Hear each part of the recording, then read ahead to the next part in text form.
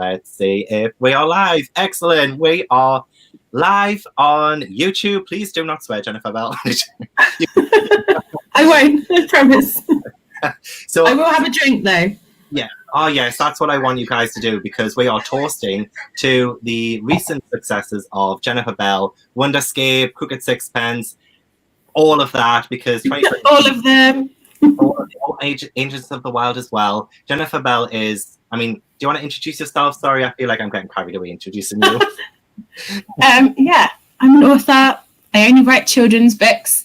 I wrote, my first book was published in 2016, The Crooked Sixpence. That was the first of a trilogy called the Uncommoners Trilogy. And then I wrote another trilogy, which is for slightly younger readers, about 6 to 8 year olds, called Agents of the Wild, along with an author illustrator who's a friend of mine called Alice Lickens. And then I've also written, Wonderscape, which was published this summer, this June. So I had 3 books actually published this year, which was a dream come true. And then obviously it was like the worst year to publish 3 books. So I wasn't able to, go on tour and shout about them and things like that. So it's really lovely to be able to do this with you now. Aww. Like a retrospective of the year. It gets better. It gets better. And, it must have kept you busy this year, having 3 books out. Busy, but also rather stressful, I guess. It was, it was busy. It was busy and stressful, yes. And it was just like, obviously, it was a bit of a heartbreak. It was such a rubbish year. I mean, my first book, Agents of the World, Operation Honey Hunt, was published in March. And it was, our tour was the first week of lockdown, so that was all cancelled. And then, this one was published in June when the bookshops were still closed, which is obviously a massive disappointment. And then Agents of the Wild, the second one, was published in September. But fortunately, I've got a great publicist at Walker Books, and she kind of threw all of her imagination behind it to try and come up with ideas about how we could promote things. And we had, I wrote like a game-themed quiz for Wonderscape when that came out, and we had like a launch on Skype. We had like 50 people or so, and we all kind of went into teams and did a little. I think it was before everyone had been tired of quizzes. So hopefully we caught it when it was still a bit fresh. Trisha said she's reading The Crooked Sixpence right now. It's awesome. Might be for middle grade monthly, so that's good. Yeah, Crooked Sixpence is our middle grade monthly pick.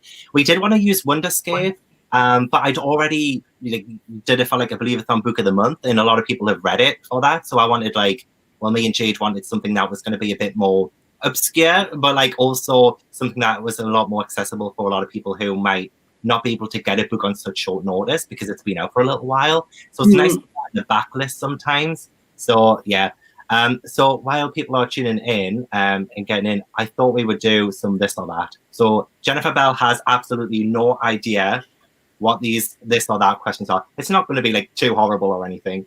Okay. Yeah, it's going to be fine. It's going to be fine. So if you guys in the chat want to say what you would prefer as well. But Jennifer, first one, mornings or nights? Mornings. Mornings. Good shout. Especially, I think, probably because of not many people are awake, and you feel like you've got the world to yourself sometimes. Yeah, and it's really quiet. And sometimes I go for a really early morning walk at 6:37, and the park, there's no one there except for a few dogs, people walking their dogs, and it is really, really nice, serene. So yeah, I'm just more of an early bird, definitely. Oh, nice. Right, this is more of a this, that, or that. So okay. Winter, autumn, spring, or summer? Autumn. Autumn. Mm-hmm. Is there a reason? It's when my birthday is. So selfish. My birthday's in October, so I always get excited about autumn, and I just I don't know, I just always, autumn's quite just quite atmospheric, all the leaves, and it's starting to get darker, and the mist and the frost, and all that stuff. Christmas or Halloween, but I feel like if you chose Christmas. Oh good, okay, that's good. Christmas. Santa, Christmas trees, all of that. I love Christmas, and absolutely love Christmas. In fact, I'd love to write. I mean, Crooked Sixpence is set over Christmas, for that very reason, and I'd love to write a proper Christmassy book one day. Yeah. My friends always think I'm like Lily from Dash and Lily. When that book came out years ago, it's written by David Levithan and Rachel Cohn. And my boss at the bookshop gave me a copy, and she was like, "You have to read this because you're just like the girl in this book." And no one's ever told me that before. That was just like a character, and I was a bit like, "Oh, I don't know if I want to." What's she saying about me? But the girl's just obsessed with Christmas, so yeah. Oh, good. I would love to see you write a Christmas book. That definitely put that on the list. I'd love to. Yeah.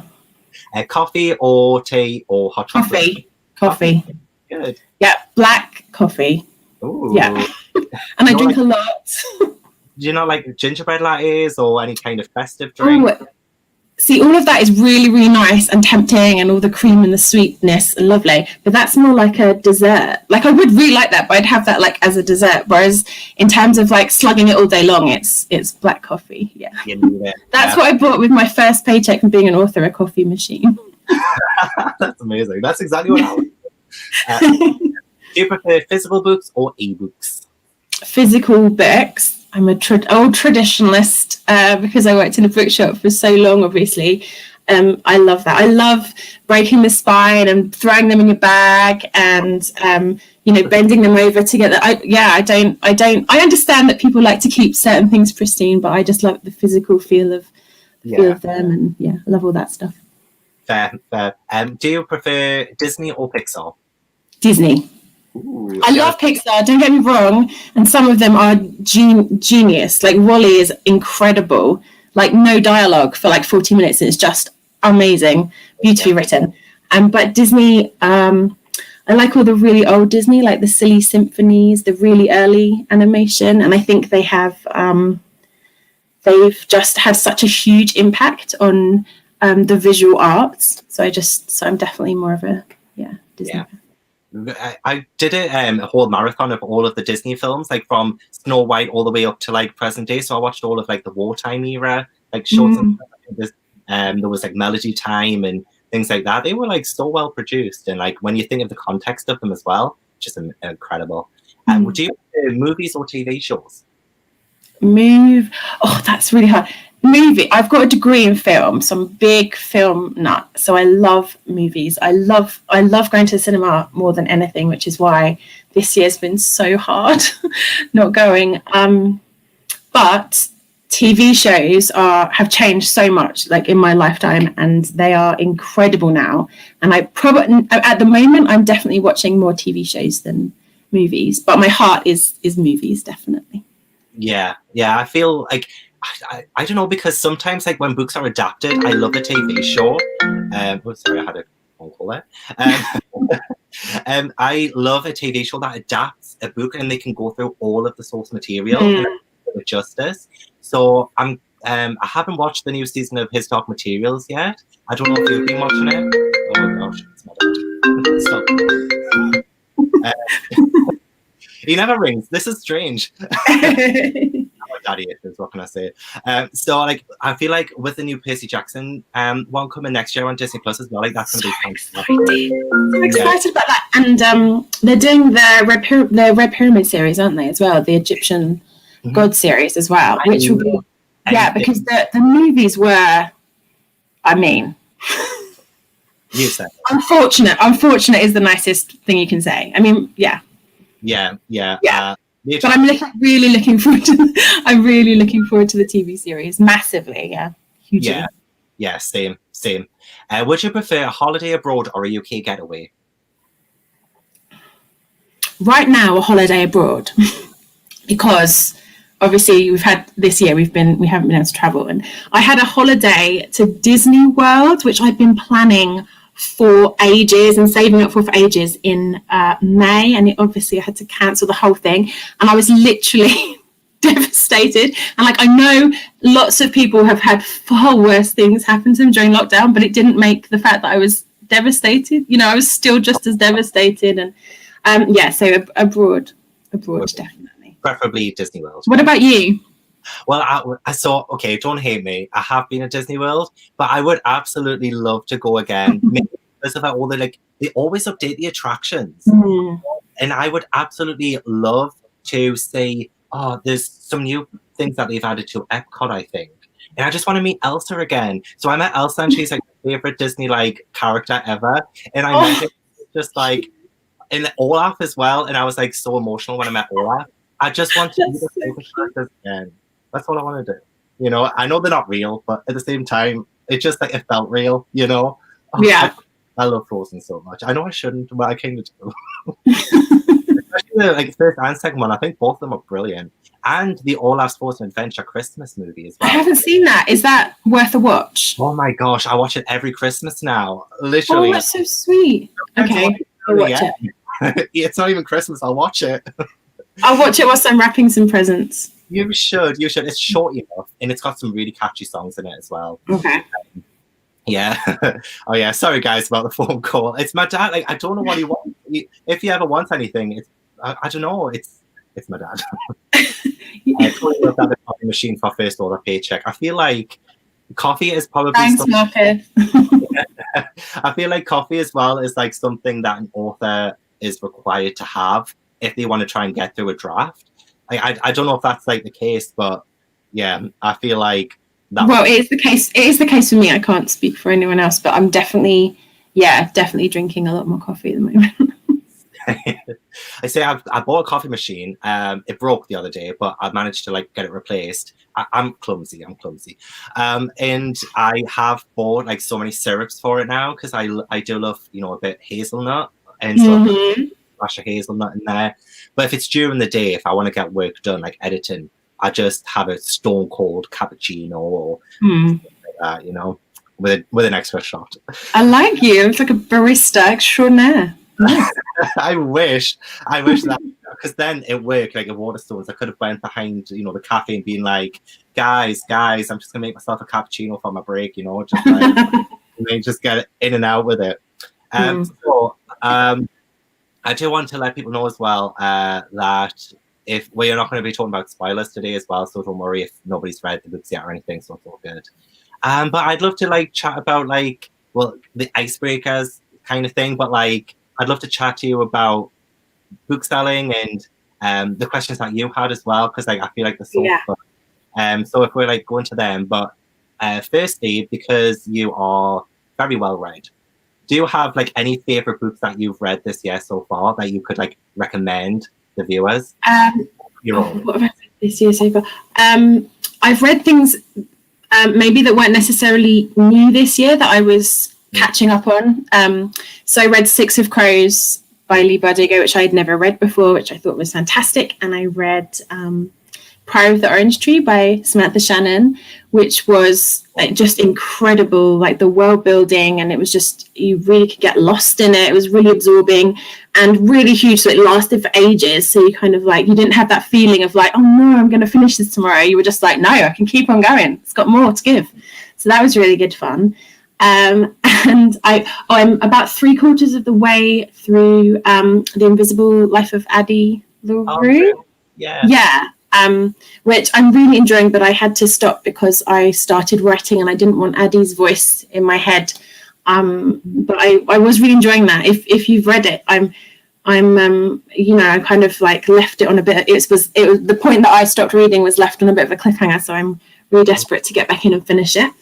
What else did I read this year? I'm trying to think. Middle grade. Midnight Guardians was amazing, which is currently Waterstones Book of the Month. Russ is such a fantastic writer, and I loved all the characters in that book. It was really lovely. What else was really, really good? I read Phil Earle's new book, which isn't out yet, but it's incredible. So I can't remember. It's something to do with the shadows. I can't remember because I read it on a PDF and I just skipped past the title and started reading the book, and I was like, oh, that's amazing. It's amazing. And I wrote to tell him it was really good, but I can't remember the title, but I'll tell you afterwards. And like, what else was really? I'm just looking at my read pile in the corner of the room. Gargantus was really good, the sequel to Marmander. Tinsel. I loved Tinsel by Chevelle Pounder. And obviously, I love Christmas books anyway. I have a whole shelf of I wish I could turn this around without knocking everything over to show my bookshelves, but a whole shelf of my bookshelves is just Christmas books. Anything kind of related to Christmas, and I've got like pop-ups and novels and beautiful picture books. And Tinsel's going to go straight on that shelf. I loved it. And I love the way she writes. I love her imagination. And she's got this really kind of goofy sense of humor, which she manages to get into all her characters. And so I was so excited when I heard she was doing a Christmas one as well. So yeah, it's really good. I've got the proof. I'm going to have to buy the hardback so I can put it into my shelf. Loads. I've read loads. And in fact, I haven't read anything I didn't like this year, which is quite good. Oh, you've got it! Oh, look at the glossy shininess. Ooh. It's so beautiful. And just they've added like on the cover as well. You've made it as an author when they put something shiny on. If they put a different effect on your book, you've made it to the next level. So yeah, Chabelle's done really, really well there. I've just started Ready Player 2, but I'm only like 2 pages in because I just went to read the beginning. That's what I can think of. I've read loads. It's been really good. Everything's been really good, to be honest. What about you? What are your highlights? I think because it's 2020, I feel like middle grade has just like evolved over the years. I mean, I only really started to properly get into reading middle grade in like 2018 when I started to work at Bookstores. And I just feel like this year there's just been so many incredible books that have just kept coming out. So I would agree with you. I would say like The Midnight Guardians has been like a highlight. Love Tinsel for like the whole Snopus Focus kind of stuff. It's like how cutesy and like how festive. It made me feel so festive. So I love that. Also, of course, Wonderscape. Like I know you're going to be like, oh gosh, but seriously. I'll pay you later. Yeah. Seriously, like because I actually read that. I don't really want to say the story just yet because it's like in response to one of your questions. But I'm going to save the story. Save the story. Okay, but I will say Wonderscape has also been like such a fantastic one as well. And also Castle of Tangled Magic by Sophie Anderson was so magical. I haven't read that. You're going to not hate me, but I haven't read Sophie Anderson yet. I have got all of her books. I've got them all. I know they're amazing. I've got them. They will be read. It's just one of those random things that I just haven't got round to it. And I don't doubt that they're utterly fantastic. I've just got to get round to it. In fact, probably when I deliver what I'm working on at the moment, I'll take a week off, and I normally do that and then just do like a surge read where you can spend all day reading. It's like an utter treat. And I'll probably put House of Chicken Legs in that and then just do them. And they're standalone, aren't they? You don't have to. Right, they are, but it's like it feels like it's part of a world. So I would still recommend starting with House with Chicken Legs first, just so that when you go through them all, because it's like there's little hints here and there, like little callbacks, sort of like little Easter eggs, and you'd get them more if you read them in order. Okay, like little in jokes. Yeah, I think you'll. I'll go with that one. Hello to Susan from New York. And hey! I love it. But yeah, so the next question I had for you was you being sucked into a video game, because as we know, Wonderscape is about Arthur, Ren, and Cecily being catapulted into the future, into this adventure reality game, and you have just been catapulted into the future into a video game. So out of all of your books, would you take just one? Who would you take to help you through the levels of those books? And I also have an answer for this as well. I love this question. So much fun. It's really tough because there's a character in the Uncommon series who's really fun, called Johnny Hands, and he was heavily inspired by Freddie Mercury, and he's really flamboyant, and he just dresses amazing. He's just really fun and mysterious, and he's in all 3 of the books. So he'd be like a fun companion. You wouldn't be scared going through all the obstacles because he'd crack jokes and he'd just make you laugh all the time, and you just want to be around him. But then probably Cloud, like as a companion to help you, Cloud, who has some secrets that I won't reveal.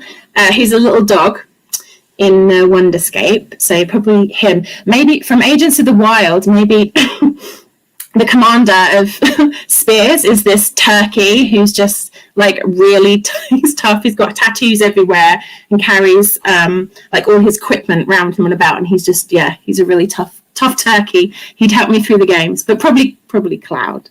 That's a good shout. That's a good for me, I would probably say like Ivy from the Uncommoner series. So headstrong and also like very quick to adapt to his settings and stuff. Like when I was reading the Uncommoners, I could see like how great she was to adapt to this like whole new world, and she would like use her head to solve like kind of like what's going on around her. So I think she would be so good at a video game because she would look around and she's quick to learn. So I think she would see what's happening and she'd be able to work out the puzzles. Because I can't get through a video game without a walkthrough half the time. So I don't. Yeah, I don't know if you play video games or anything, but there's a lot of games where I'd have to have a walkthrough for. I play a lot of video games, and yeah, I know exactly what you mean. Like I try not to use the walkthrough until I absolutely need it, because I think it's fun, just kind of learning your own way. But then there'll be a bit where you have to like unlock some sort of amazing armor, and like there's no way you're going to find how to get this armor unless you like look at a walkthrough.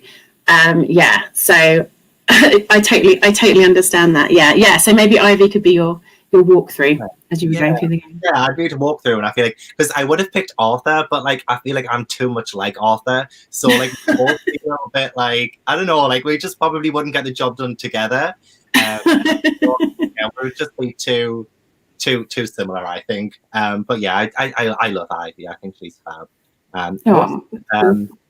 Tamar from the Netherlands. I do know that. Hey. Holland as well. I love it. International. I know, really international. So, if you could be in any movie, what movie would you like to be in? Like, do you have a favorite movie that you would like to be in? Or, like, for me, I do have a favorite movie, but if you put me in that movie, it would ruin it. So, I'll stay away from that movie. What's your favorite movie? Okay, don't laugh. Why would I ever laugh? You haven't even had my answers yet. What's your favorite? Okay, so like Titanic. I love. Okay, I'm sorry. No, that's fine. Yeah. Why do you love it? Why do you love it so much? I love it so much because it's like a love story, but because I'm not a big fan of romances, and especially like because I'm more of a fantasy person, and like which is why like I love like Wonderscape and all of that, because it just escapes the world for a bit. Whereas Titanic, it's like it is real world, and like it happened, but it's one of those movies that elicits such a response from me as a viewer. Like I get so emotional by the end, and I'm distraught by the end. I'm not gonna lie, I like to be distraught every now and then. So I like Titanic because it's a love story.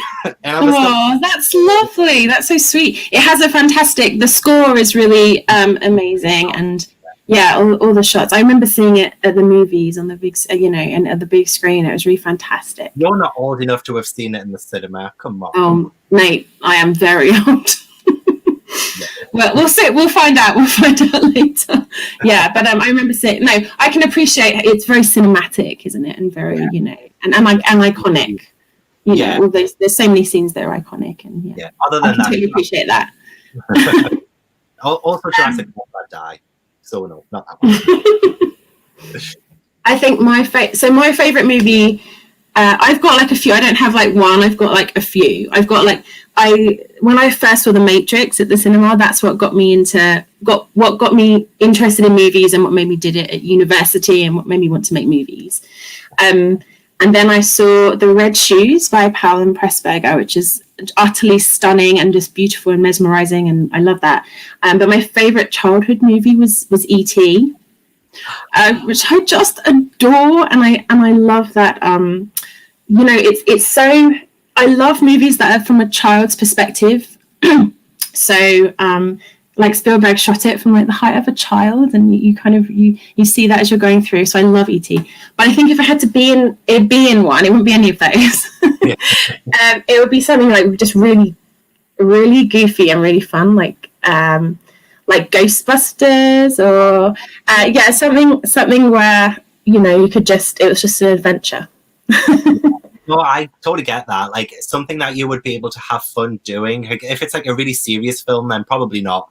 But yeah, exactly. Yeah. Then if I'm busting ghosts, then yes, yes, definitely. Fair. So I love this question. If you were a wrestler, what would your entrance song be? Yeah, you could be a wrestler if you wanted to be. I mean, you could be anything you want. That's so good. Did you see Glow? Did you see Glow on Netflix? Oh The no! wrestling. Oh, no, I need to catch up on everything. I'm so behind. It took me a year to watch Gilmore Girls. And that's only 7 seasons. Anyway, if I was it would be something, maybe like Love is a Battlefield by Pat Bonata, because it's that kind of like relates. Yeah, maybe something like that. And I'd have like a costume with like loads of like pink sparkly hearts on to like make them think that I wasn't going to be good at wrestling.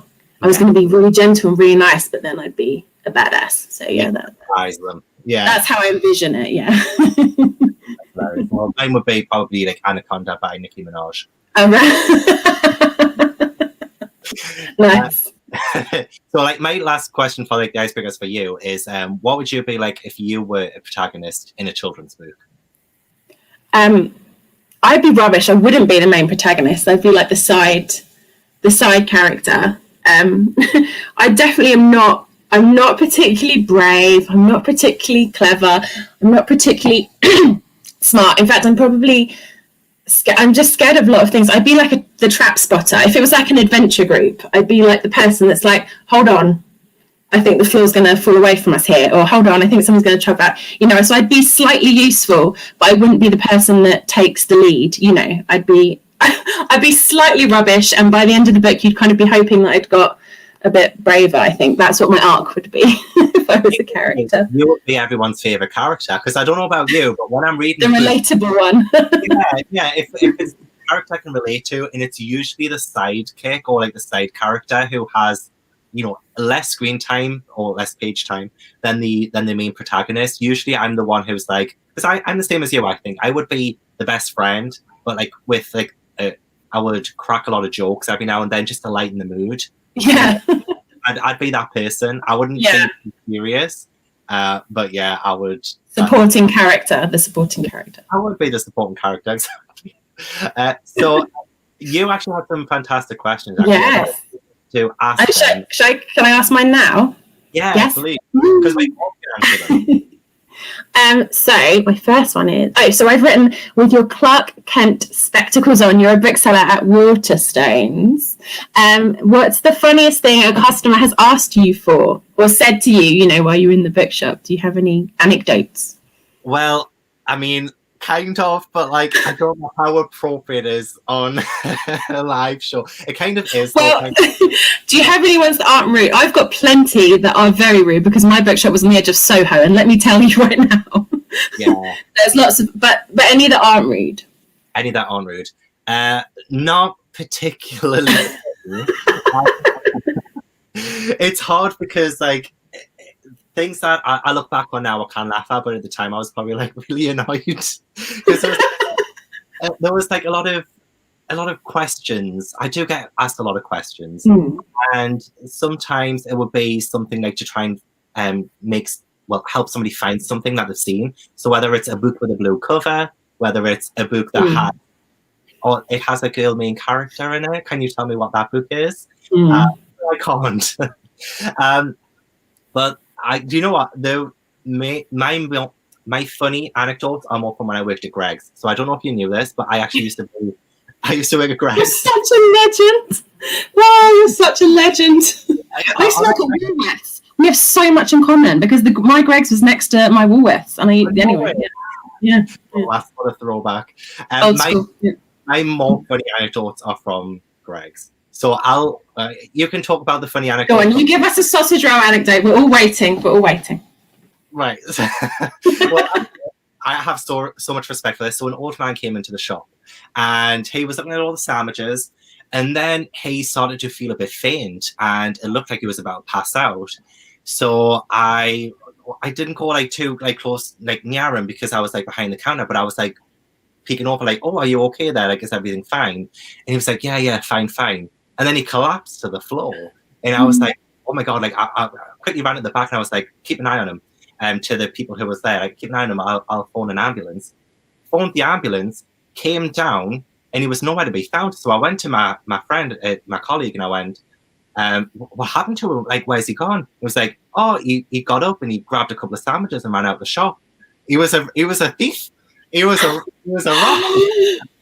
A thief with who should have gone Oscar. He convinced me so much that he actually collapsed. He did look pale in the face, and he was an old man. I would say he was probably, I think he was like in his late 50s, maybe 60s.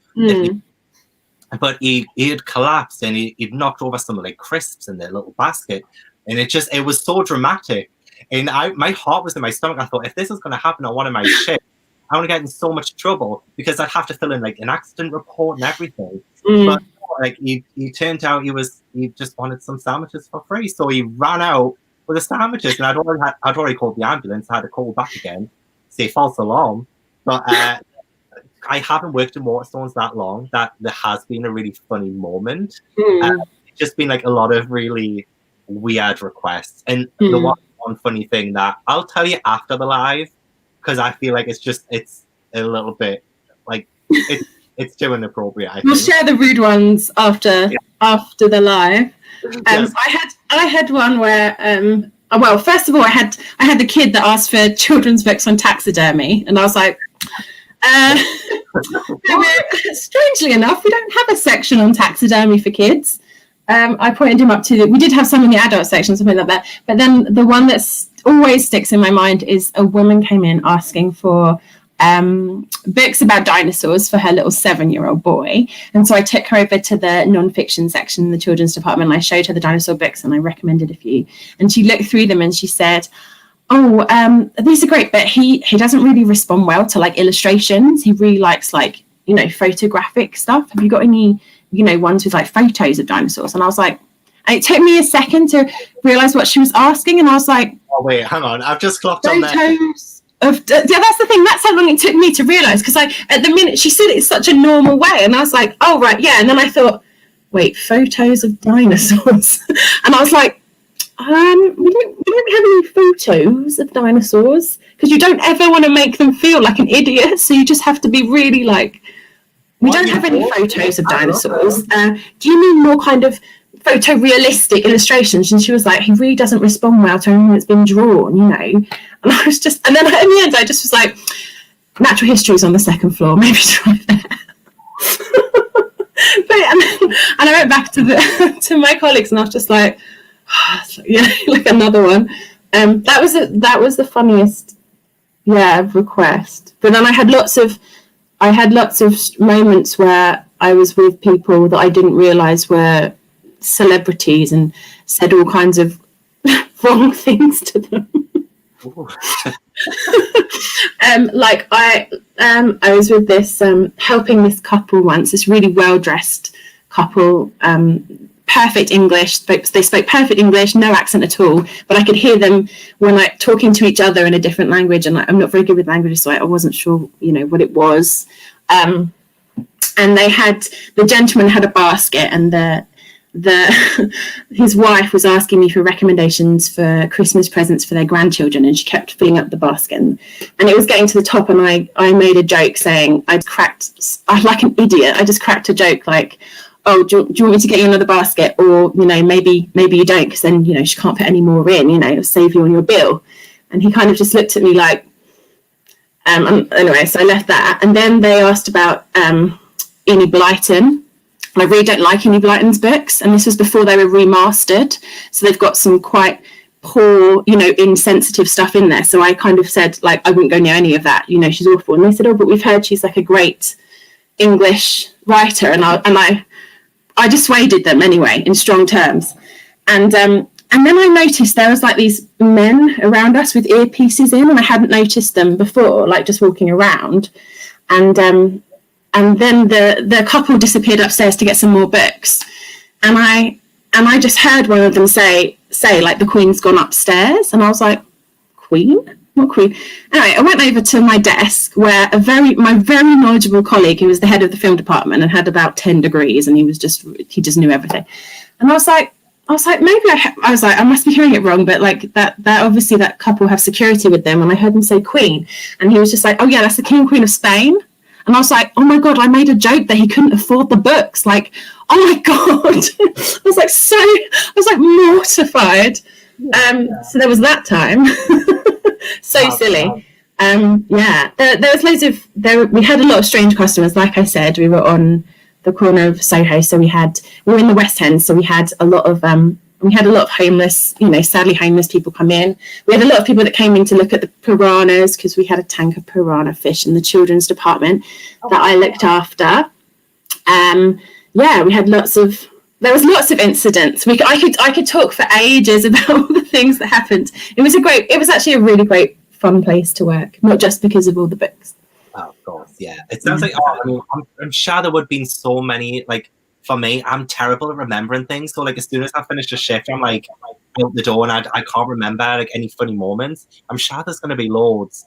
Oh, but I think maybe because I had to go to so many book launches, and you have to do small talk. Maybe I just remembered all of the bookseller stories. Shall I go on to my next question, which is, what is your most treasured bookseller freebie? So it could be a book, a poster, a piece of artwork, anything like that. And look at getting up, rolling up the sleeve. Because I've got a couple. So at first, one of the things is this illustration of me by Jamie Little. How did you get that? That's incredible. Well, because like I love Frost Heart so much, so I ended up I raved about it so much. Like I was not raving about it, and it was like a children's book of the month back in October last year. And like I was top of the company. I was like selling it to every single person I could because I loved it so much. And like Jamie had like caught wind of it, and like I'd made it like the Believathon, the group book, so people would have to read it for Believathon, like the first ever Believathon. And like he sent me this like in January, and it was just like he'd actually like had that's me, and then he had my camera for my vlogging, and then my books because I'm a bookseller, and it's just like that's so sweet. Like so much love has gone into that. That's so lovely. It has I've never had anybody illustrate me before. Like I wish I could draw because I would love to myself. I'd make myself look better, of course, but that does make me look. That's incredible. That's really amazing. I love that. And then I also have 2 proofs that I'm really proud of as well. So one of them is the Sprinkle of Sorcery by Michelle Harrison proof. Like there was only like 100 of them. Yeah, there was like only 100 of them. Beautiful. I never saw that. It's beautiful. Is it hardback? Yeah. And proofs that are hardback are so rare as well. Yeah, they are. Signed by Michelle as well. And it's number 27 out of 100. So I was like, this is like, love this. Like, I love the Pinch of Magic series anyway. So I was like, that just made my. That's another one I haven't read that I need to read. Everyone's raved about it and said it's incredible. So I've got to get them. I love it when people probably wait to read a series because I think it's going to be a trilogy. So you'll be able to all one after the other. So, and then another one, right? This is my last one, but it's actually this one as well. But I have a story with this one because I think it was end of February, maybe start of March, when I I'd seen the cover for Wonderscape, and I was like, oh my God, this looks amazing. I really want to read this book. And I don't know if when you worked at Files, if they had like this publisher's news thing where you could like request proofs, or like no, they didn't have that back in the day. Yeah. Back in the day, anything like that. But for Waterstones they do. But Wonderscape, I was checking every week, and it updates every like Thursday or Friday. And Wonderscape just never came on. And I was like, is there ever going to be like a proof for Wonderscape? I wonder. It just wasn't coming on. So then it was like mid-March, I think. No, not mid-March. It would have been early March. And I think the proof started to happen. And I saw somebody have it on Twitter. But again, there was nothing on Publishers News. So I ended up emailing someone at Walker. And this was the first time I've ever emailed somebody outside of Waterstones, like for a proof. And I was like, are you going to like send these out or anything? Like, please, like, I'd love to have this. This is my store address if you can. And I never got a reply. So I was like, oh, I'm never going to get it. And then a few days before lockdown, a parcel came from Walker, and it had both Wonderscape and Gargantus in by Thomas Taylor. And those are 2 books I was so excited about. So the fact that they'd come and I'd asked for it, was the first time I'd asked for proofs outside of Waterstones. and they came, and I was like, I had no idea these were actually going to come, and it was just like, this is so magical, I love it. So then I read Wonderscape at the start of lockdown, and it was fantastic. So yeah, like this is another one of my like most treasured. Oh, that's really sweet. I don't think they printed lots of them, so. Well, that's good. I'll have to send you some sign. I'll send you. I can't draw. I'm just going to say it right now. I don't have just a smidge of Jamie Little's skill. I can't draw just to save my life, but I can still draw you something. A little stick note. No, I'll send you a little. I've got your address actually through the email you sent to Kirsten. So I was going to send you a Christmas thing, but I'll spruce it up with a drawing. Oh no, it's going to be horrific. I can't wait now. Oh no! Oh, what have I got myself into? Should I do my next question? You've got a proofs, haven't you? Like, oh yeah, I've got my treasure. Right, so my treasures are, let's say, back in the day, because I started book selling a long old time ago. So I really love the way, I'm fascinated by how middle grade has transformed over the years. Like I was book selling a decade ago, and where it's really at a peak now, but for a long time it wasn't. There was much smaller shelves. YA was enormous. Around about the Twilight time, it was huge, and a lot more money in publishing was going into that. And then a few books, I think, changed that, certainly from my perspective as a bookseller. And I got the proofs of them here. So the first one was when Diary of a Wimpy Kid came out. So yeah, I think at the time Penguin were going through a phase of not doing it, like they bound proofs like this, and this was the first like big middle grade book that was written for lower middle grade readers, that had all the that was really heavily illustrated. It was genuinely the first. Like, it was before Tom Gates, it was before any of those. And yeah, exactly. This was 2007. Wow. So yeah, it's I just loved it. I loved it straight away. I thought I thought all the characters were just really funny. So I kept this because I kept doing my proofs anyway, and then after a while I'd have a bit of a clear out, and I kept this because I think it's a piece of history. It's an enormous best-selling series, and yeah. So similarly I kept the proof of Wonder. I love the cover of the proof because it's obviously it's different to the regular cover. You've got Oggy just there, and then all the other kids. I love this, and this is uncorrected, and there's as you can see other that's actual Wonder. So this is the proof, and I remember our rep telling us that it was amazing, and like I think when they just bought it, she was just like, "Oh, we've just bought this book and it's incredible," and there was like a big buzz about it, and I read it and loved it. Similarly with this is probably the most influential book on me was Percy Jackson and the Lightning Thief, which is a hefty old proof. And I think this is the American cover. I feel like it's the American cover. But this was back in 2005. This was printed on the 31st of Jan 2005. So this is a long old one. And it's got the acknowledgements at the front, which aren't normally, which aren't in the current editions. And yeah, it's love. I love Rick Riordan. I love all of his stories. They're so he's so funny, and he gets that balance of humor and adventure so right, and it's so difficult to do. I'm always trying to do it and I can't do it, so he's incredible. So this book is special to me because I love him and all of his writing. And then I've got I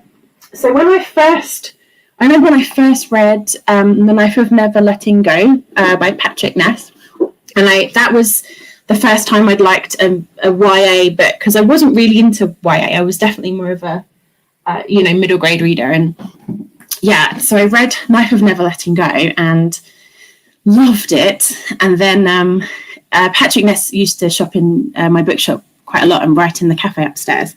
And so I got the manuscript of the third book. Wow. Yeah, signed by him. He's put to Jennifer for the shelf of me, because I think I told him, like, I've got every version of your books. I've got the proofs and the originals, and now I've got this one. And Yeah, so this is kind of cool because it was when I first, found a love for YA. So I think that's why this one's important. And then my last treasured one, which isn't technically that I got from a bookstore, I just bought this book, which was the anniversary edition of Skellig, which is probably the most recent. I've still got my little slip in it from when we had to take books in and out of the store. So you had to have a slip so they didn't know you were stealing the book, obviously. Oh, so we had security guards. Anyway, and David Ormond came in to do like a signing. And the reason this is important is because it was the day before my book went on submission, the day before Crooked Sixpence went on submission. And I told David Ormond about it. He was kind enough to listen. And then he wrote, a really lovely message, like a good, good luck with your book. I hope it does well. I hope it goes out. So that's kind of like, that's important, obviously. And I've got tons. I could go on for ages, but those are just some of the ones that interest me. I can't get over that Percy Jackson proof thing though, because that's all grounded in a separate way. It's dead out. I know. I'm waiting. He's the one author I have never met that I desperately want to meet, and I have tried. We've passed like ships in the night for so many times. He doesn't come over to the UK that often. At one point when I was published by Penguin, we had shared the same publicist, but I was doing an event on the day that anyway, I've never got to meet him. And when I do, I will be lugging that thing with me for him to get to sign it. And hopefully I don't make a fool of myself, but yeah, can't wait. Should I go on to the next question? Yeah. Oh, sorry. Imagine if you'd actually met him and you forgot to take your proof. Like that. Don't talk about that. That's a nightmare. That is my nightmare scenario. That is awful. I can't even believe you said that. Sorry. That's horrible. It's the drink. I'm sorry. No, I can't. That's awful. I've got another shelf on my bookshelves. I've got a whole Rick Riordan shelf. Like Christmas. Anyway, third question actually ties in to what I was just saying, which is, have you ever been starstruck meeting an author? Right now? No. I wish that this was normal time so that we could do like a proper in-person interview. That would be amazing. I have only ever really done I did see Jacqueline Wilson when I was younger. Like I was really young and I used to be obsessed with her books, but it was part of my primary school, so I didn't actually meet her. It was during a talk that she was doing at a different school, and we just got to like tag along. And I have met the Queen before, but she's not an author. But she you can say, I think we all want to hear the story about the Queen. It was right. Cast your minds back to May 7th, 2002. It's my birthday, my 10th birthday. And the Millennium Bridge in Newcastle and Gateshead is getting opened. Like she's opening the Millennium Bridge. But kids in the area who have a birthday on that day got to go along to meet the Queen. Like that was like the thing. I don't know why, but it was like we got like a letter saying, we have on record that it's Gavin's birthday. Come along and meet the Queen kind of thing. So that was that. Honestly, I can barely remember it because neither. I don't know. I was just going to say, I am listening to your Queen story. I'm just in honour of the Queen topping up my glass. That's a good chat. This is the last of my drink as well because we started so early. So my drink. So this is already all I have left. Oh, but you're drinking in a big glass. So I've got this. I mean, to be fair, yeah. But she, my parents were supposed to come and like be sort of in the spectators bit, but neither could. So like there wasn't any like photos or anything. But the teacher from my primary school, she came along, and it was really just she would walk down and then we would get to like just shake her hand for just a second, and then she would like continue on. But I was 10 at the time, so I didn't understand like how monumental that was. So I wasn't really starstruck then, but now I look back at it, I'm like, why couldn't I have milked the situation more? Like, why couldn't I after her? Why didn't I give her flowers? You know, like, why didn't I make why don't you just say, it's my birthday? And then she would have had to say happy birthday. There's no way she couldn't have said happy birthday. She would have had to have said happy birthday to every single kid there because it was all happy birthday. But that was the most starstruck I've been in retrospect. Yeah. But I do try to go to author signings. And back when a lot of authors were doing signings in the Newcastle branch, even if I didn't know who that author was, if I saw that they weren't getting a big queue, I would join the queue and pretend that I'd read the books and be like, oh my God, I love your works. Because I felt bad. That's exactly what I used to do. That's exactly what I used to do. I remember doing it to Raymond Briggs and he didn't have anyone and I was like, this is ridiculous. Man's a legend. Raymond Briggs, what? The snowman, right? Anyway, I'm sorry, I'm not interrupting. Continue with your story and then... Yeah, okay. But Freeman, bless him. But I would do that. And right, so back when I met Sarah J. Mast, who like writes the Throne of Glass books and stuff, I was like, at the time, I didn't realize how big she would get. So I went to the front of the queue and I was like, so I've read your books and I absolutely love them. She asked me what my favorite character was. And fortunately, I was reading the blurb, so I was just like, oh, obviously the main character, Selena's like my favorite. Because this was back in 2013, 2014. When Air of Fire came out, the third book. And again, I feel like I was like a starstruck in retrospect because I didn't realize at the time like how big she would be. But then lastly as well, because I now started to do school events. So I actually met Jamie Littler back in March before. So I was literally like, I went to him, like, this is like incredible because like I love Frost Heart so much. And obviously he sent me that illustrated version of me. It was like, I was really nervous to meet you, Gavin, you know, because like you're so big on like YouTube or whatever, and I was like, oh, like literally, don't even think about that. I'm starstruck right now. And he's like, no, I'm starstruck. And I'm starstruck. Like we are just like in the presence of, you know, somebody like we really admire. So I feel like that as well. We're just like, that's really lovely. Yeah, it was one of those moments. But I would love to be able to do more school events because I've done 3 or 4 now. So I've done Maz Evans, who is incredible. So funny. She was my first ever one, actually. Ross Welford, Jamie Littler. Oh, there's one more I've forgotten. That's really bad, isn't it? They're probably not watching. Well, we hope that they're not. There's one more, but I can't remember who it was now. Anyway, I haven't seen any of their events, but I've heard all 3 of them. I've heard that they're really, really, really good. So yeah, you set the bar high because you went in and saw some great ones. Yeah. I do want to say those students met Michael Crichton. Ooh, Michael Crichton, Jurassic Park. Oh my word! No, I would definitely be starstruck if I met Michael Crichton. That's incredible. I think I get starstruck when it's someone that I really admire. In the bookshop and in other parts of my life, I've met lots of famous people, and that I didn't necessarily get starstruck, but you do have a double take moment, especially if you've seen them on screen hundreds of times and you've seen their face up really, really close on like, you know, on a camera, and then they're suddenly there. Obviously, you do have a moment of recognition and like that. But in terms of really getting like really starstruck, it's only happened with 2 authors. See, this is why I'm worried about meeting Rick Riordan. So it happened so I was reading, in fact, both stories involve Patrick Ness, bless him. I was reading The Knife of Never Letting Go, and I didn't know what Patrick Ness looked like or anything like that. I was just reading the book and I thought it was incredible, and a gentleman came up. I was in the bookshop, a gentleman came up to buy some books, and he gave me his Society of Authors card, and you get a discount for that. And normally I take a look at it and it's a name I've never heard of because I don't read a lot of adult books, so that I never would know.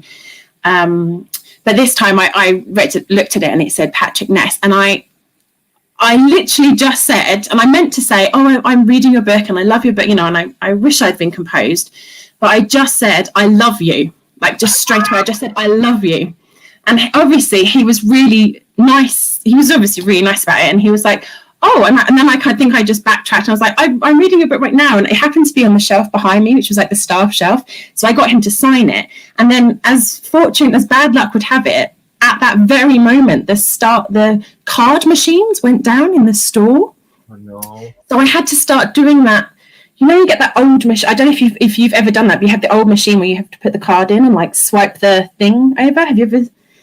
Have you seen Home Alone 2 where they do it at the hotel check-in desk? Yeah. So back in the day, that used to happen when the card machines went down. Yeah. So I was like shaking, like putting his card in the thing, and I was just overcome anyway, and I remember just like staring at him, like going back and forth like one too many times on the card machine, and he was just like, and he signed my book and he wrote something about it. He wrote like in my copy of Knife and Never Letting Go, I think he wrote to Jen, thank you for being so patient with the card machine, or something like that. Anyway, so that was the first time I was really starstruck. And then Patrick Ness came in quite a lot because, like I said, he used to buy books, so I got less, and I wasn't as starstruck, many times I met him. And ironically, the second time I was ever starstruck was actually at his launch for A Monster Calls. And I love Frances Harding. He writes, at the time she'd only written Fly By Night, Verdigris Deep. She'd written like the first 4 books. Have you ever read any of hers? I think it's Deep Light. I got that on my TBR in the library. I think I've read the library like years ago. Yeah.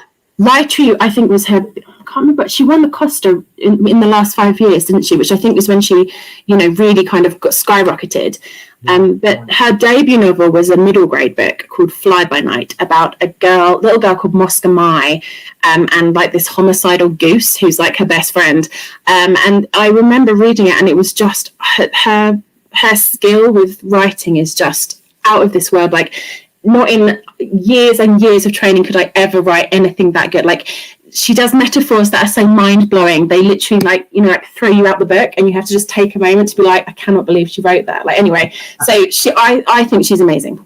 And I'd never met her because she lived in Oxford or Cambridge, and she didn't do many events. At the time, she wasn't as much of a global superstar as she is now. Anyway, and I was at the launch, and I went to get my book signed by Patrick Ness to say congratulations. And he said, have you seen who's here? Because he knew I was a fan. And he said, have you seen who's here? It's Frances. And I was like, yeah. And I was too scared to say anything because I was really, maybe it was that time of month, I was just really emotional or something. I was overcome. Anyway, and he was like, oh, don't be silly. We'll go and talk to her. So he marched me up to her, and he was like, Frances, this is Jen, and she's a bookseller here, and she really likes your writing. And then he like walked away, obviously, because it was his launch. He had to go and talk to people. And I was just there. And I said, I can't remember exactly what I said, but I babbled for like a minute about how I loved her writing and how I was writing at the same time, and how she was really inspiring. And then, for reasons I can't explain, I just burst into tears. And then to make it worse, I then ran. I was just too embarrassed. I was mortified. There were other people standing with her. These people still exist. I don't know who they are, but they would have seen the whole thing happen. And I just ran. So I was in full-blown tears, and I ran. And then I just texted my colleague, and I was like, I'm not coming back in. And I was like hiding in the staff toilets or something. And I was just mortified because I wish I'd composed myself, and there was so much more I would have liked to say to her. Anyway, I went home. And when I got home, I had a notification on Twitter, and I'd only just gone on Twitter, I think, a couple of months before, and she'd sent me a message, and she'd found me on a little direct message, and she'd found me, and she just said, don't worry about it, like, it happens to the best of us, and it was lovely to meet you, and I hope you had a good night. I just thought it was like the sweetest thing ever, like, that she'd bothered. Do you know what I mean? And it took the sting out of it. It made it a little bit better because she was obviously really understanding and sympathetic. But that's the worst it's ever been. And fortunately, I have never done anything like that since. And all the other famous people I've met, I've been perfectly fine. But that's why I'm worried about Rick Riordan. Oh, my colleagues are always just like, you're going to wee yourself as soon as you see him. And I'm just like, oh, God, it's going to be awful. So, yeah. So I'm nervous about ever meeting him. Fair enough. I mean, I feel like you're the Frances Harding film well, like, obviously, as well. So... yeah, very, very, very embarrassing. Shall I ask my last question? Sure, yeah. This is me from being embarrassing. I could have done far worse things to the big old famous. I'm sure I have met lots of adult writers who I'm sure if I read their work, I would, I'd be, but I just haven't. I hadn't read their work, so I wasn't starstruck, so it wasn't a big deal, I remember when Nelson Mandela was in the shop, that was a bit weird. And then who else we had? Oh, I served Harvey Weinstein once, and he was horrible. What else? And just lots of lots of celebos. Anyway. That's so interesting though, especially because you would have worked in files, right? So where I work in the middle of sort of like a shopping centre, so we don't get a lot of people anyway. So we have had like the occasional author come in. Sophie Anderson being one of them. Actually, she did a book. She's amazing. Absolutely love her to bits. But like we don't get people like that. I mean, fortunately, nobody like Harvey Weinstein. That sounds awful. Yeah, I can only imagine like Patrick Ness coming to the till with a Society of Authors card and being like, "Wow, like, you live like such a fascinating life." Like, yeah, I didn't know what he looked like. I wasn't, you know, and I was just really, and I was literally reading his book at the time. I probably read it on my lunch break that day, and so it was just suddenly like, whoa, okay, you're real and you exist and you're here. a bit bizarre. But yeah, I think because the bookshop was in the West End, we had a lot of actors who were on and doing the plays in the theatre. And it had children's was next to film and drama, which had the biggest selection of plays in the country. So we had lots and lots of actors and directors and famous movie people there. Yeah. And in fact, some of my friends who are authors used to say to me, like, if any producers are in, you're giving them, like, you better be recommending my book. I remember Joss Whedon was in one day and Judd Apatow, like people that like, we used to have this list that we kept behind the cupboard door of all the members that worked at that desk. So it was like the children's team and the film and drama team. There's only about 6 of us. Yeah. And we were allowed to we were allowed to write the name of the famous person that we'd served. And at the end of the year, whoever had the least had to like buy the round of Christmas coffees. I think one year we were all skint, so it got to they had to tidy the Mr. Men spinner or something. But anyway, it was like Christmas coffees mostly. So then we used to argue about how famous someone was and whether you could put them on the list. So we'd argue about like you couldn't put someone who was like in EastEnders up on the list if like the person before you had just put Kate Blanchett. Like it's not allowed. Like you can't. Like it doesn't compare. So we used to have silly arguments all about that. But anyway, it was a good bookstore to work in because also all my colleagues were really interesting people and they all just loved books. And you know what it's like when you're surrounded by people who like the same things as you and you can just, like now, you can just chat on for ages. Anyway, quickly moving on to question 4. Which go-to book always makes you feel better? So this is like a specific, like if you're feeling down and you need to read something that makes you feel better, what's your go-to? Yes. Well, I love children's classics. So I love like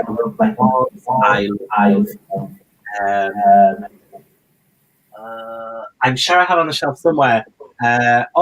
Okay. But this is actually a recent one. This isn't the one I was thinking of, but this is recent. Kiki's Delivery Service. It's huge. Have you seen the Studio Ghibli film? Yeah. Which was out ages ago. I didn't know they'd adapted. Is it an adaptation? Yeah. So this is actually the original book that the movie's based on. But so there's like a sentence or like in the start, it compares the roofs of houses to slices of toast, and just like it's like has the cutest and most coziest like feeling. It gives you like the cozy feelings. So like I feel like this is like a recent one that it's so short that you could like read it in one sitting. So I feel like this is one of them. But it's mainly like classics that like The Wizard of Oz and The Christmas Carol I read every year, which I guess isn't really middle grade, but it's a universal story. So like you could read every single year. So I read that every year as well. I love it. I love that story so much. It's so timeless. But also The Snowman by Raymond Briggs, and you know, like I love like picture books as well. So like I go through like a lot of picture books. There's the one called Rain Before Rainbows, which came out not too long ago. I've read that quite a few. It's literally just like it's so short because it's a picture book, but it's one of the ones that elicits such a hopeful, positive feeling. So picture books are quite a big one as well, I think. But my all-time go-to is probably The Worst Witch, because I grew up on The Worst Witch. So like that was always my top sort of. I've read the first book so many times. I've been meaning to read the rest of them because there's 8 now. But I've always just absolutely loved the first book so much. So I dip in and out of that one. And I think that's. Is that like or nostalgia. Like it takes you back. Yeah. I always remember because I used to make my own spell books, so I would like get like a little exercise book, and I saw that in your video, in your Books of My Life video. Yeah, So yeah. I can imagine a little Gavin just like doodling away. That's so cute. All the time, and usually with like, because I used to want, I felt like I'd always want to be like a girl because of everything I read as a child had a female protagonist. So for me, I would be like, well, I think I want to be a girl because every single person I look up to is like female. So like Mildred Hall, also Hermione Granger. There was oh my god, there's so many of them and I've forgotten them already. Dorothy from The Wizard of Oz. You know, like, people like that I would always want to be like. So I would like try and get like a wig, which never happened because obviously my parents were like, "You're a boy, so no wig, no Barbie dolls, no nothing like that."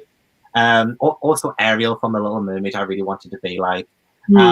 But yeah, so those were the books but mainly because I wanted to be like the protagonist. So I always wanted to have magic, and it would remind me of things from my childhood, like making spell books or making my own broomstick or trying to dress up like a girl, you know, like, because my sister would have like dresses and stuff. I would like try them on when she wasn't home or whatever, you know. I would just want to be like the main characters I was reading about.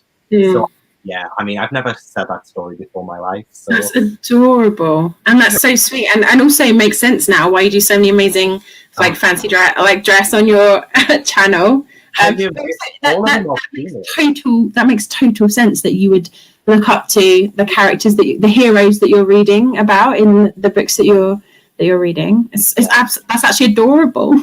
Those are my comfort ones, definitely, especially I think The Wizard of Oz. Like, I had read it for the first time in years last year, and I'd still give it 5 stars. Like, it's different rereading something as an adult, especially because I've been reading through the Roald Dahl books, and half of them I've not really been the biggest fan of. They haven't aged as well. But with The Wizard of Oz, like, there are some parts of it that probably hasn't aged that well. But as an overall story, I think it's just so influential, especially on my childhood. Not just like the book, but the movie and everything else. And it probably is why I love dressing up as well, is because dressing up as like Dorothy or Velma or, you know, things like that probably comes from that. So yeah, I would probably say that. All of those books I mentioned. That's lovely though, because I think it's nice to have a go-to book that you know you can escape into that will always make you feel good. So you know how you were saying picture books, mine is a picture book, because I think just like you, they're quick. So if you're just like feeling a bit low, you can read a picture book in 5 to 10 minutes and it's not, you know, and that's it, and it's kind of perked you up. So mine's funny. Mine's like one that just always makes me laugh. I don't know if this is still in print, but it's called Big Rabbit's Bad Mood. Oh, okay. Do you recognise it? Not at all. It's called Big Rabbit's Bad Mood, and it's by Ramona Badescu and illustrated by Delphine Durant. And it's basically about this big chunky rabbit that has a bad mood, like following him round all day. Ooh. And I love it. It's so cute, and it like it starts off, and it's just like that's his bad mood, the grey thing, and it's just like Big Rabbit had a mood, a bad mood, a big bad mood that followed him everywhere, and it's so funny. And then it goes on, and Rabbit's really he's kind of like a bit paranoid about how everyone thinks of him and how everyone sees of him. It's a bit like one of those picture books that it's written for obviously 3 to 5 years, but there's a massive adult appeal to it. There's a whole range of picture books that are like that. But anyway, and then he goes to this story, and Big Rabbit, he calls all his friends. Like, it's like he had a bad mood, so he called, you can't see it because I'm really bad with this thing, but it's like he called his friend Squirrel. Yeah. And then Squirrel doesn't answer, and he gets really paranoid, and he's like, maybe he wasn't home, or maybe he's just avoiding me because, you know, he's having tea and cookies with his other friends. Anyway, it's adorable, and it makes me laugh every time I read it, and it's my go-to. I have a big picture book collection, even though I'm not an illustrator. I think because I was a bookseller, and you just learn to appreciate books so much and the craft that goes into them. And then so I've got a really nice big collection of all my favorites, and that's definitely one of them. I totally agree. I never thought, like, before I became a bookseller, I never thought that I would be a picture book reader, because I thought, even like some of the books for like younger children, like the Amelia Fang series, I thought, oh, maybe like they're too young for me, but they're never too like young for like any reader, and that's what I've learned from like being a bookseller. So picture books can be some of the most beautiful stories, and they can say it in such like a short amount of words that I think a lot of people can take a lot from. But I think a lot of people do. I did a video back in May, like an adult's guide to read middle grade, because I did get a lot of messages like, why do you still read children's books? You're an adult, and things like that. So now I feel like with 2020, like a lot of people have been given middle grade a chance. You know, it's like it's been a lot more, people are more open to reading children's books and not just thinking, oh, they're only for children. They're for all ages. It's like family movies, you know, like Shrek. Like that's like a movie, but there's always like some kind of appeal to adults as well. And, yeah, I feel like, yeah, I don't know where I was going with that point, but I totally. No, I'm just nodding because I completely, like, you're preaching to the converted. I completely agree. I think it's obviously children can't read adult books, but I think it's really easy for adults to read children's books because you've been a child once, and you know you never really lose that. And if you do lose it, then a children's book can sometimes open it back up again. And you know it's magic. And also children's book. Oh well, I could just go on forever. I think they're mad. I just think they're magical. Well, I did want to ask, is that why you wanted to write children's books? Because you feel more like you are more connected to like the middle grade audience, or is it the magic of children's books? I feel like children's books contain so much hope and magic, and they have all of those life lessons that really shapes somebody's future. Like there's just, I don't know, there's so much to love about children's fiction. And is that why you chose to write children's books rather than like adult books or young adult books? I mean, I never really made an active choice. I just started. I loved reading middle grade. Like that was just all I was reading all the time. Yeah. And I just started. I literally started writing to see if it was like as fun to write them as it was to read them. So I never made a choice to read children's books. It was just like that's always what I was going to write because that was all I was reading. And now I can't imagine ever writing an adult book. I do read the occasional adult book. Like this year I've read Priory of the Orange Tree, and that's adult, and Addie LaRue's adult as well. But it's occasional. It'll be like 2 or 3 a year compared to all the other kids stuff. And I think there's just I just find adult books a bit boring, to be honest. And I think there's just the magic. I'm never bored in a kid's book. You know, like the action always starts from the first. You know, it's just like go. It just drops you in and you just go. And I love that. I love, I just love that. I love the pace of them. And you're right. Like there's this like universal appeal to them, and the emotions are really raw and really pure, and they're just so magical. So that's why I love them. And also I think selling books to children 5 days a week for years and years and years and years and years, I see the impact that they have, and it's like so much cooler to have a kid fan than to have an adult fan. Like I don't even understand why. Like there's no comparison. Like come on, you know. So I think that probably because I always think about my readers. I always write for, even though I totally love that adults read the books as well, because I'm the adult that reads middle grade. I always write for that 9-year-old child. That's all I'm always thinking about. The kids that I used to sell the books to. Yeah. Then would you say that one of your best author is your readers? You've done a few school events, right? So you would have been one-to-one with readers. So has you ever come down and been like, your book's the best thing I've ever read? Did they want to be like a writer, or it's taught me so much? Like, do you have like a really great moment or memory of being a writer and interacting with a reader? I've done obviously tons and tons and tons of school events over the years. I did a lot as a bookseller, you know, sitting in the back selling the books, watching other authors do the events. And so it was dead weird when I had my first book out and then I was the one doing the event. And I remember the bookseller like opening the books for me and doing the and I was like, I'll do that. Like, I can do, like, don't worry. And I remember, like, I remember the first children I ever signed books for it. And I can't remember the primary school, but I remember where I was sitting in the hall, and I remember them coming up to me, and I remember none of them had read it except for this one kid. And I was just overjoyed, and probably completely overreacted to the poor kid. But that was really cool. And then I remember this little girl coming up and telling me that when she read my book, she felt like a rainbow had exploded out her head. And I was just like, that is the best thing. Like, I've peaked. Like, that's it. That is the best. That is the best thing anyone could ever say. I've met some great kids over the years that love reading, and I've met some that don't. And it's because I was a reluctant reader as a kid, and I really connect with reluctant readers. I remember doing one event at a school, I think it was in Leicester, and I did the event, and then afterwards I heard this boy say to the teacher, like, "Oh, but miss, I don't have any money for the book. I didn't think it was actually going to be good.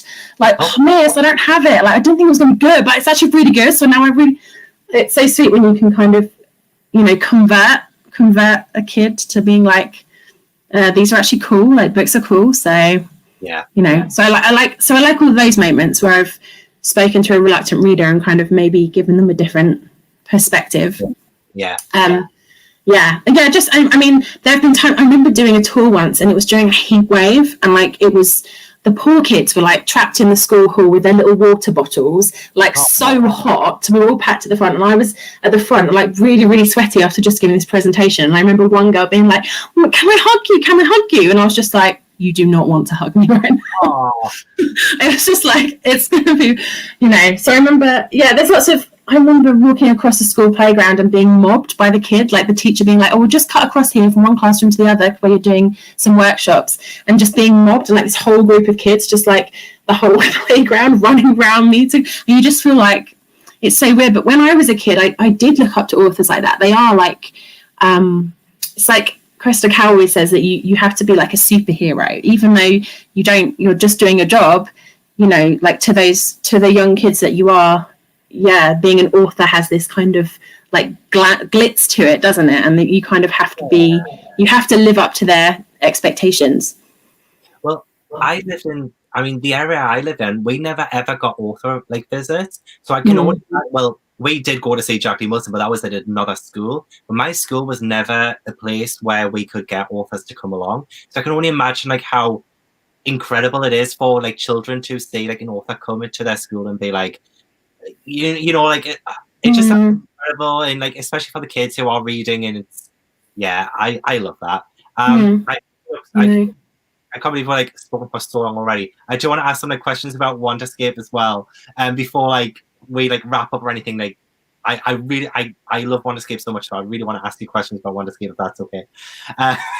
So how did the idea of Wonderscape come about? Like, what were you doing? Like, were you inspired by anything, or was like Wonderscape something that has been a story that maybe has been with you for a while, or just like what's the idea behind it? Yeah, it has. It started up. All my stories start off as different stories, and then they like evolve into the ones that actually hit the page.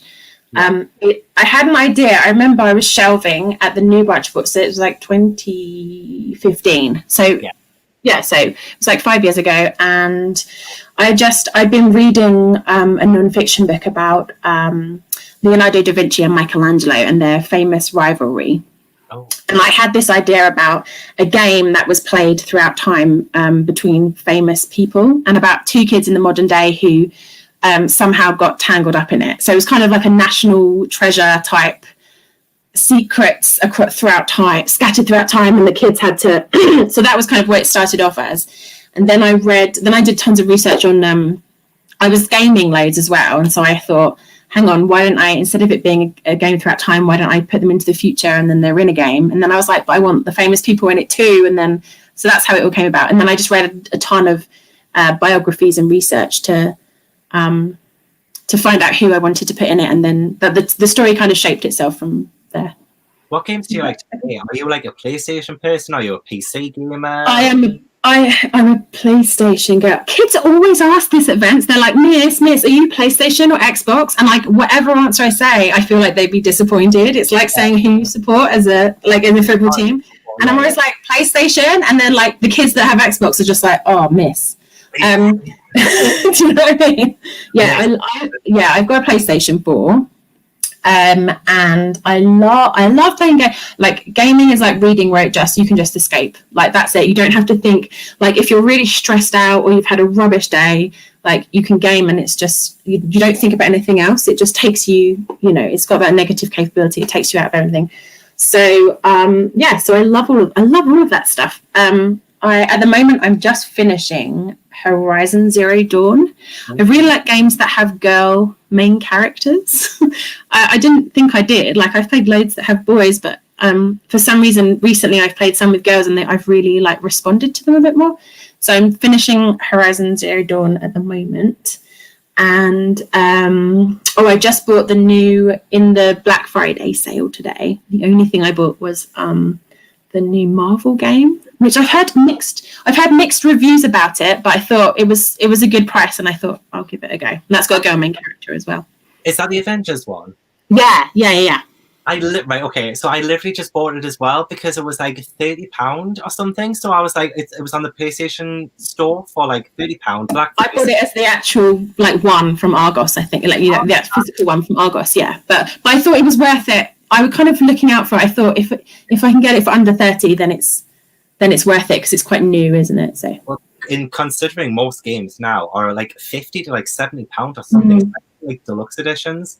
So I've played the first few levels of Marvel's Avengers, and I've enjoyed it so far.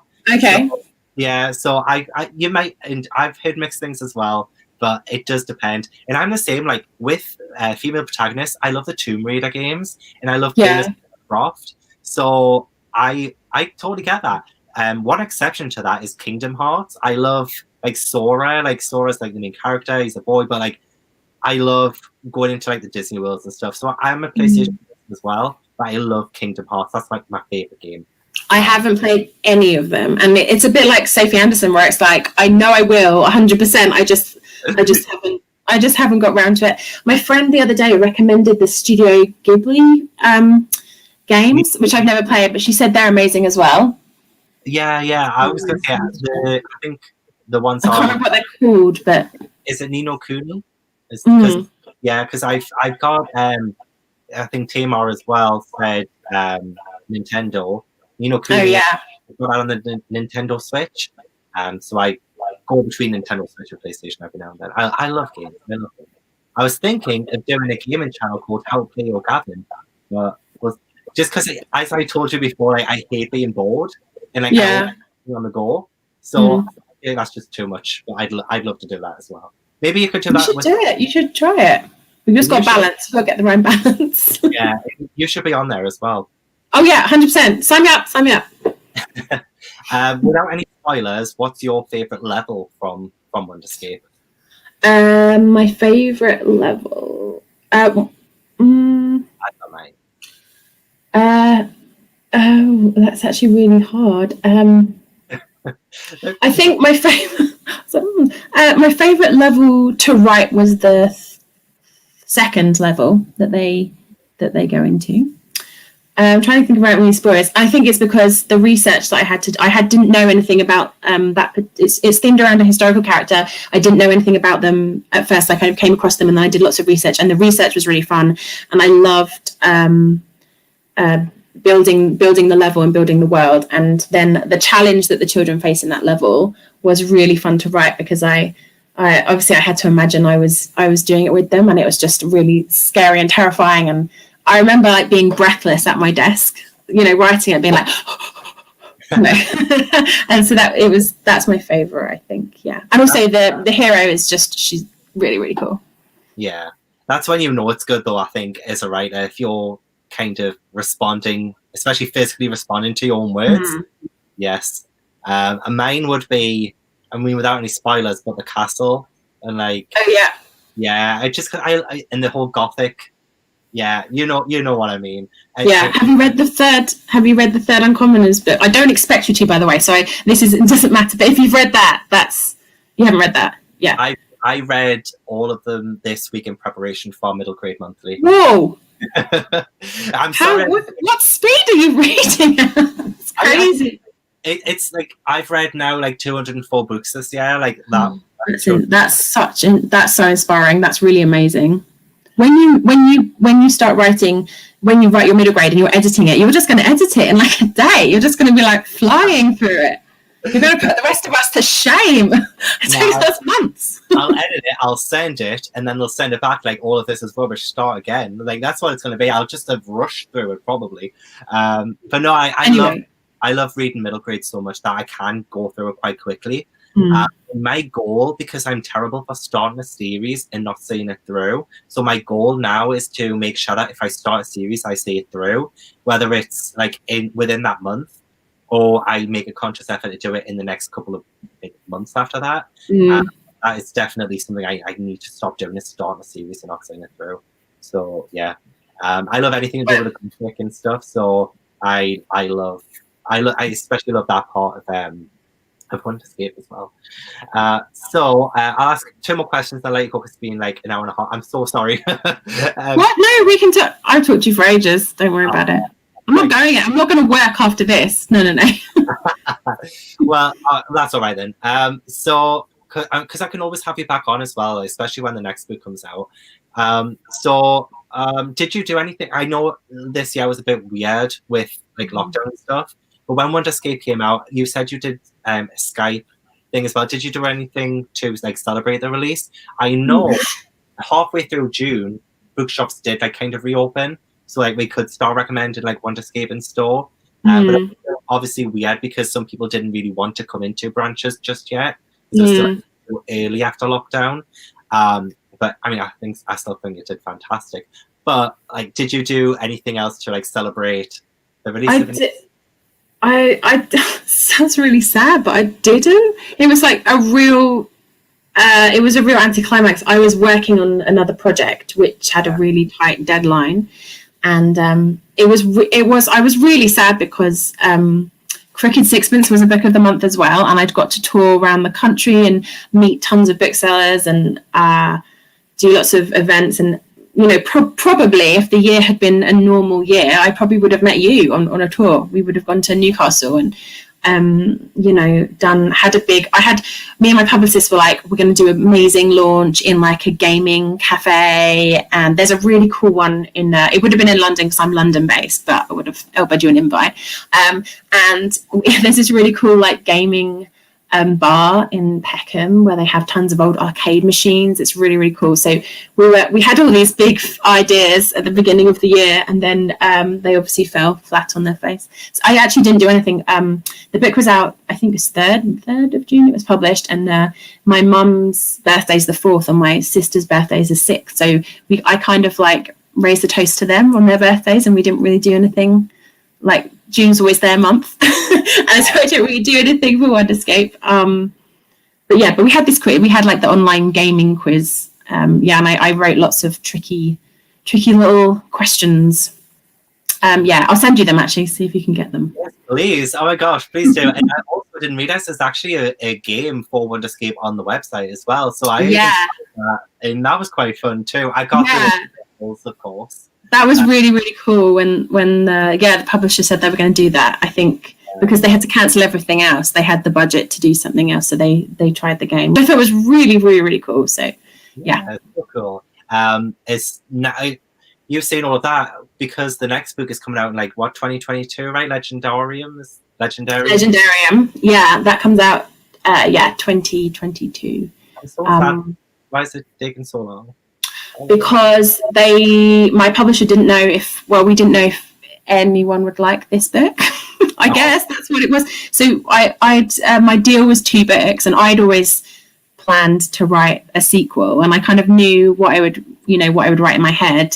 But I was also writing the Agents of the Wild books, so I had to slot in 3 other books at the same time as writing these other ones. So it's quite a complicated like schedule juggling. And what it meant was I could only start Legendarium this summer, And I kind of wrote the outline for the story and sent it to my publishers for approval. And they were obviously really overworked by everything that was going on this year as well. So they didn't get back to me for a while. And then just with schedules, it ended up being 2022. So I don't know. I think either everyone will have forgotten about, because you know how publishing works. I think either everyone will have forgotten about Wonderscape and I'll just have to boost, both of them together.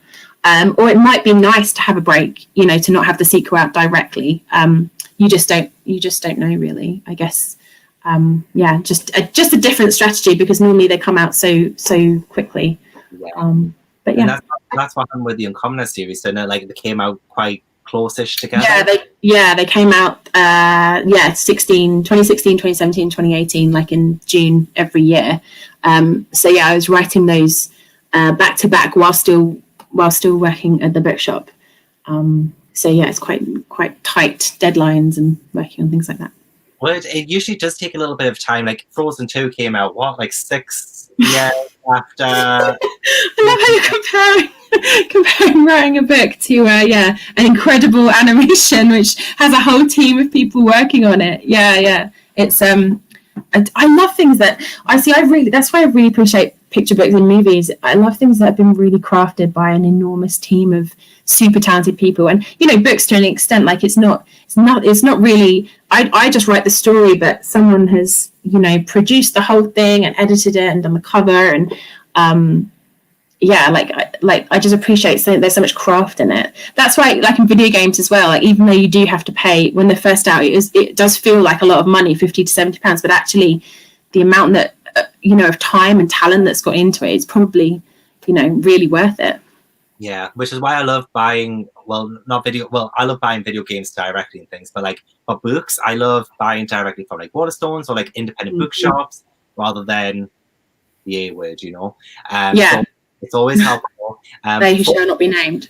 Yes, exactly. Tracy says she's buying the sequel, and I know people would have forgotten Wonderscape by then. I will not let anybody forget. Nobody's going to be forgetting anything.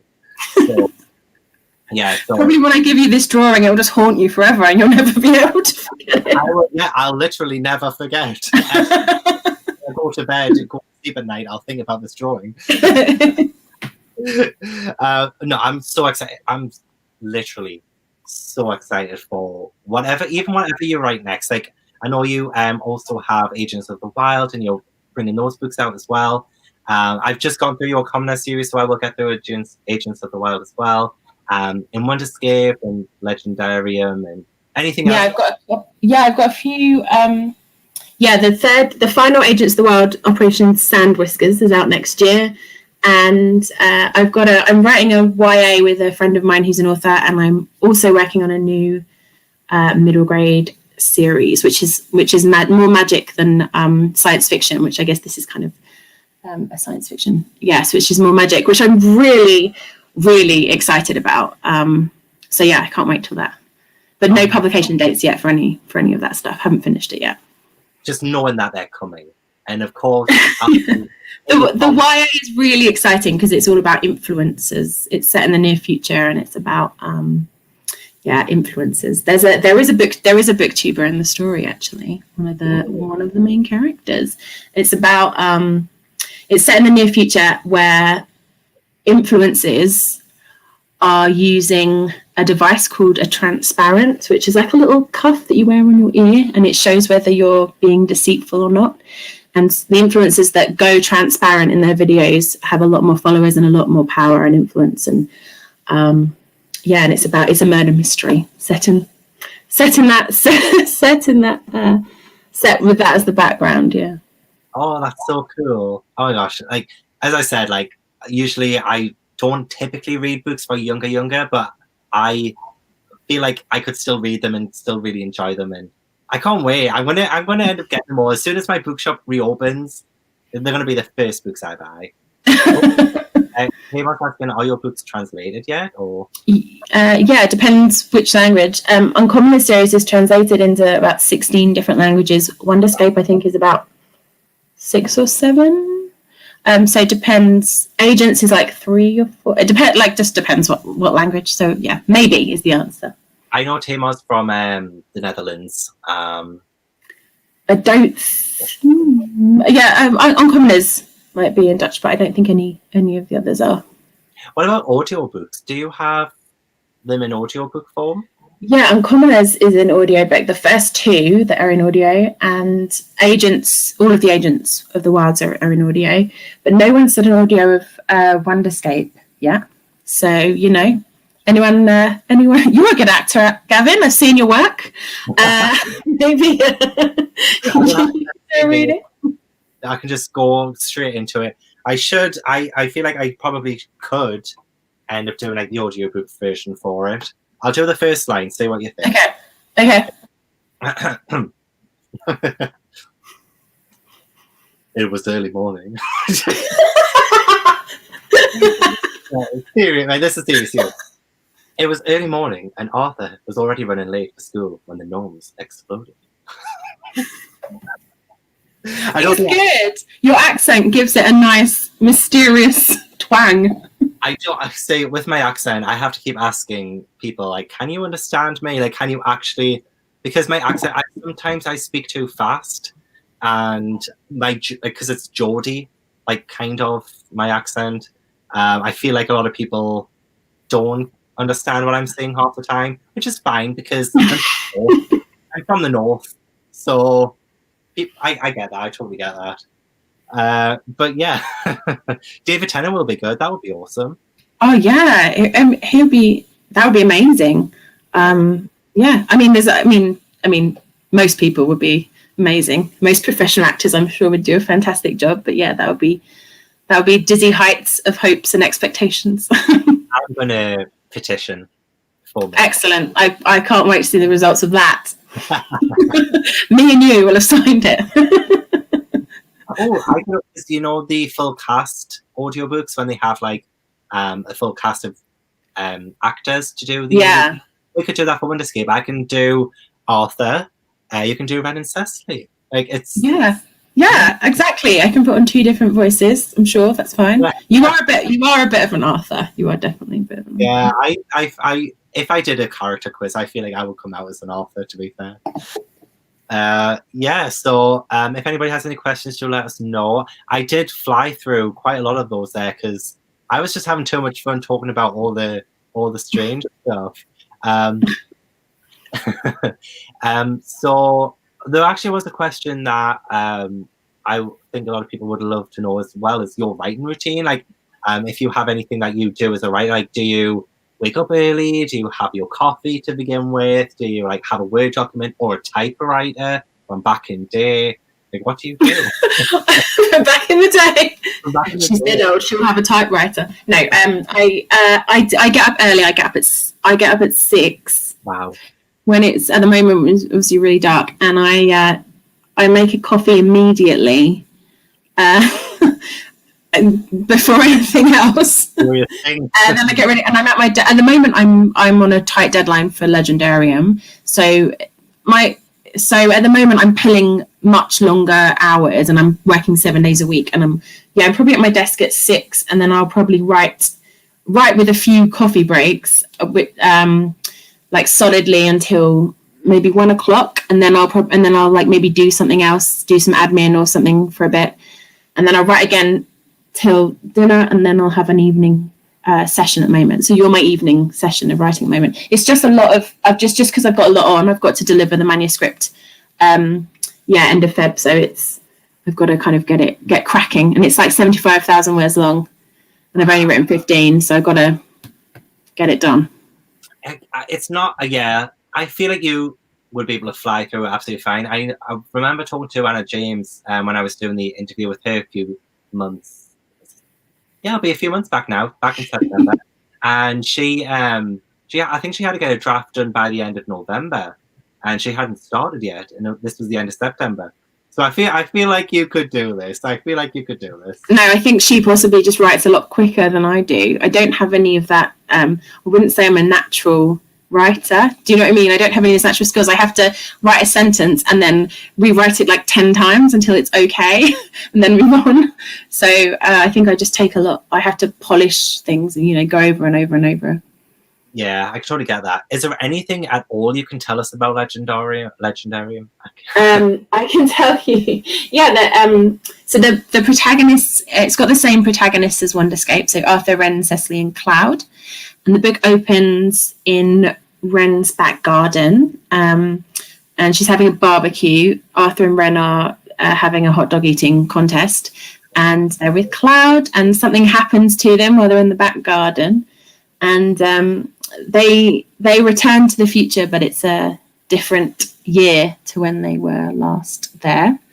And something's happened to the Wonderscape and all the heroes, and they find themselves in a new in-reality adventure game called Legendarium, which is themed around legends. Oh my god!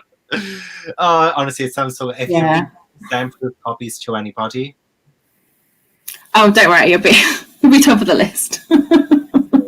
I'm genuinely so excited for it. It's literally been one of the best reads of this year so far. I'm really pleased you say that, because it's really difficult to kind of feel feedback and get confidence in this year when you can't go out and see anyone and talk to kids and things like that. And so you just kind of like let it go and then just be like, I hope it's done okay. I had no idea how well it had done. I spoke to my publisher like 2 months later and I was like, do you want the second one? Like, I have no idea. At least, like, I mean, I can't speak for sales or anything, but I think for critical reception, like, the people who have been reading it for Believe-a-thon, like, when I say, like, people submitting the form and stuff, it's always been such a high rating. So I feel like people are, like, genuinely falling in love with Wonderscape. But just need to get the word out. You know? The one word. Exactly what we're doing. And Tracy wants to rob the arc off me. I don't think so. I'll protect it with my life. The same with this. So you're not getting it. But I'll leave it there. But I do, Jennifer, if you're absolutely okay, I would love to have you back on, like, in the future, especially like to talk about Legendarium. I will get it right. Like, it's my just think aquarium, Legendarium. Oh my god! Okay, that's what I'm going to think about from now on. It's like Wonderscape. I used to say Wonderscape. I didn't really. But that sounds quite doing yourself a disservice. And I'll leave it there. But if anybody wants to, I do have Jennifer's social media in the description box. If anyone's watching this on catch up, then I'm sure Jennifer will love to answer questions on Twitter, and because Jennifer's on Twitter, Instagram, all of that. I think that's the only two I'm on. Yeah. Oh, actually, no, I am on Facebook. I just don't bother with the Facebook. It's not on that too much. Yeah, I was going to say Facebook's fair. Yeah, it's a bit more. Definitely Twitter, because that's what I talk to you the most on. But yeah, thank you so much for being on my show. Like, thank you so much for having me. It's been such a treat of a Friday night to hang out and have a drink and talk lots of books. I hope it's been interesting for your viewers. I certainly enjoyed it, chatting to you. Those anecdotes, I swear. I'm going to be telling the work I'll be saying, about the whole dinosaur photograph thing. They will kill themselves laughing. Well, thank you everybody for tuning in, and see you guys. Bye.